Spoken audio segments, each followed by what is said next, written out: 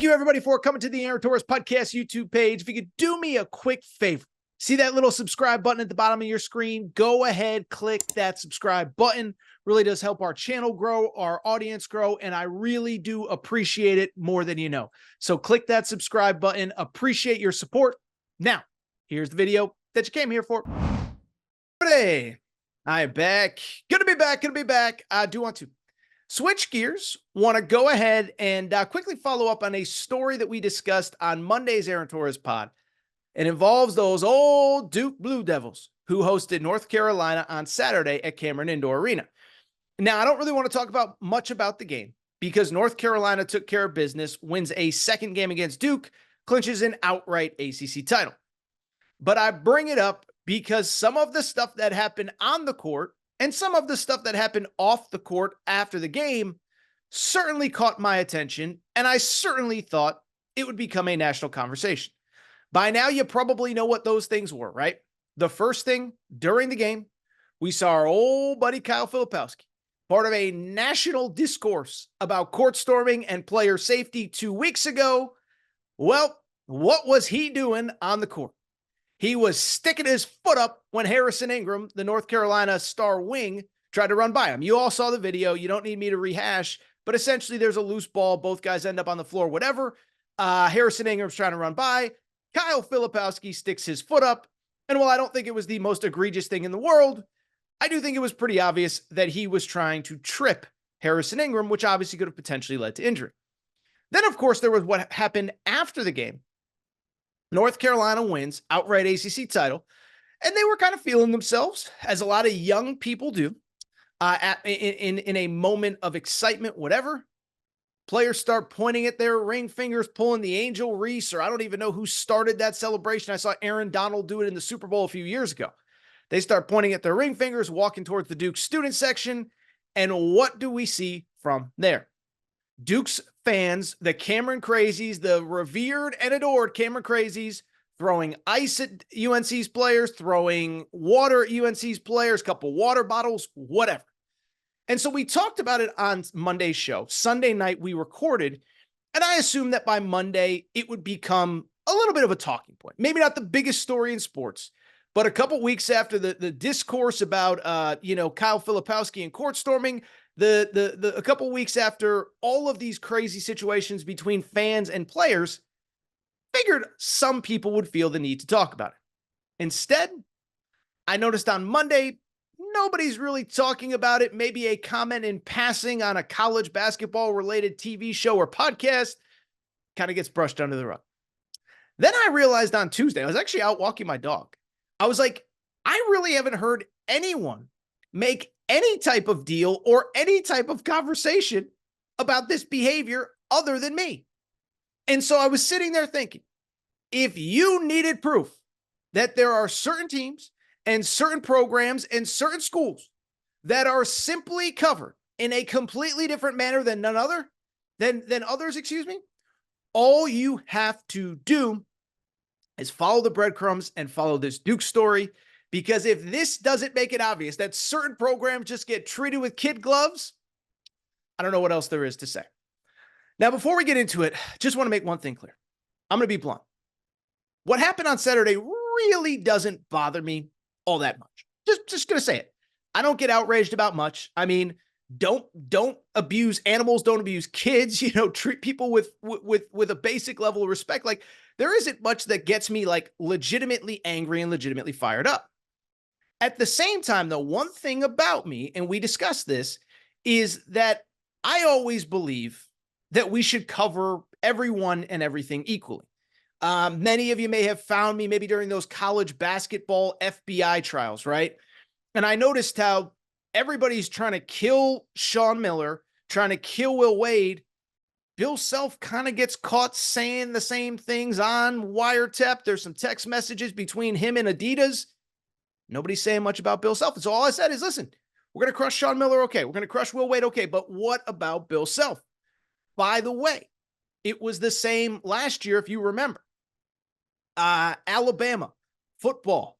They lose to Tennessee. Fans storm the field, Jermaine Burton a wide receiver for Alabama. There is video of him pretty clearly at least pushing a female Tennessee student, if not outright shoving her. And so it's a conversation. Everybody's talking, or excuse me, it's a conversation that we're always talking about: fan interactions, fans this, fans that, should they be on the field, whatever. And I criticized Nick Saban, and nobody else in the national media did, and I couldn't believe it. So to me, I don't really care that Kyle Filipowski tripped Harrison Ingram.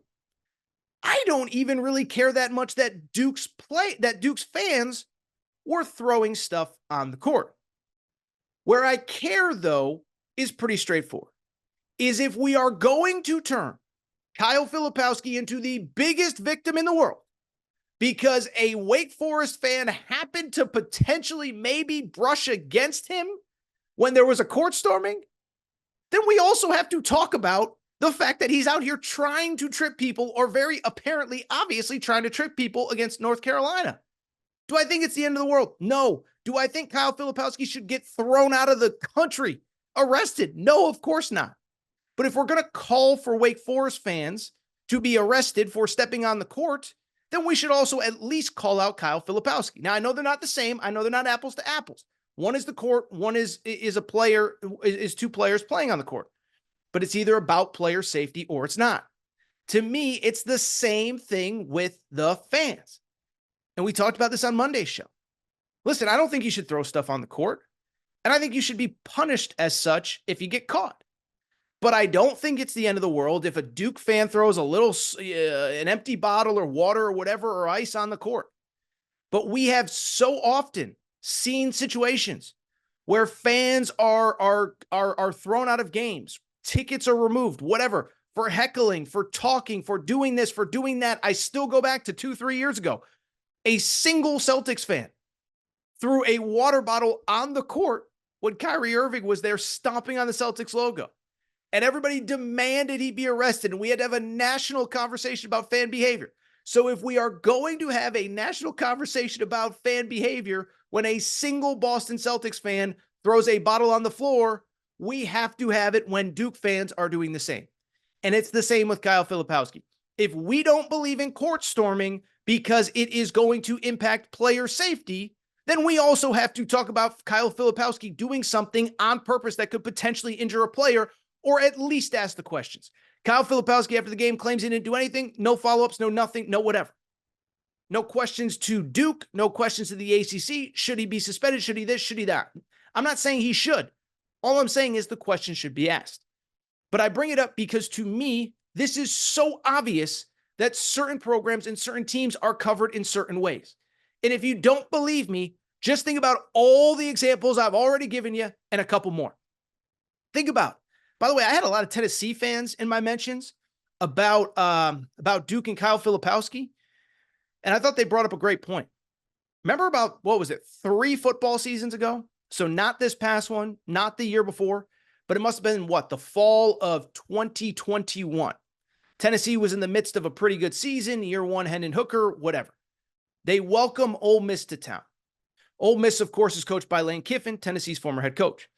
I bring it up because how did that game end? There was controversy at the end. I believe there was like a cheap shot on Hendon Hooker. I don't remember all the details. I remember Joe Milton running out of bounds as time expired. Typical Joe Milton, whatever. And I remember there were some Tennessee fans that threw stuff on the field. Now, I defended Tennessee fans at that time for this reason, is that I felt like it became a national discourse and a national conversation about how evil Tennessee fans were.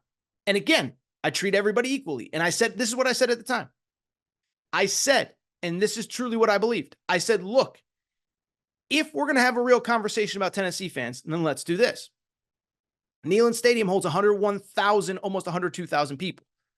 So realistically, what are we talking about in terms of fans that actually threw stuff on the field and endangered any players? What are we talking about? Realistically, 100,000 fans. 100, 150, 200. Is that, that's what we're talking about. Let's round up. Let's give out a number that probably isn't realistic, but let's make it simple. Let's say 1,000 fans were acting completely out of control at Neyland Stadium that night. Well, guess what? 102,000 people. I'm not great at math, but that means that 99% of people in that stadium were completely acting like normal human beings. Yet the entire discourse was how evil Tennessee fans were, how out of control they were. Now, certainly, whoever threw that golf ball needs to be held accountable if you can figure out who it is. I get that. I don't want anybody to get hurt. But again, if we're going to treat Tennessee fans like they are the root of all evil, because what? 1%, a half of 1% decided to throw stuff on the field, then why are we not doing the same with Duke? It's not just Tennessee. Think about just think about how people talked about Wake Forest fans a few weeks ago. When Wake Forest stormed the court, first off, listen, I think Wake Forest could have done a better job of controlling their fans. I think even Wake Forest would admit that.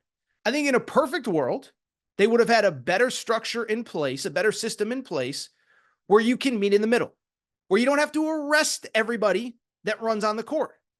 But also, fans should not be on the court before the buzzer even goes final. I will agree on that. I will defend Duke on that. You have to allow players to safely get off the court. I was at the Arkansas-Duke game when fans stormed the court at Bud Walton Arena. Duke's players got safely to the locker room before a single Arkansas fan hit the floor, okay? So I'm not saying what happened at Wake Forest was perfect. But when we're talking about arrests, when we're talking about whatever with Wake Forest students on the floor, okay, that's fine.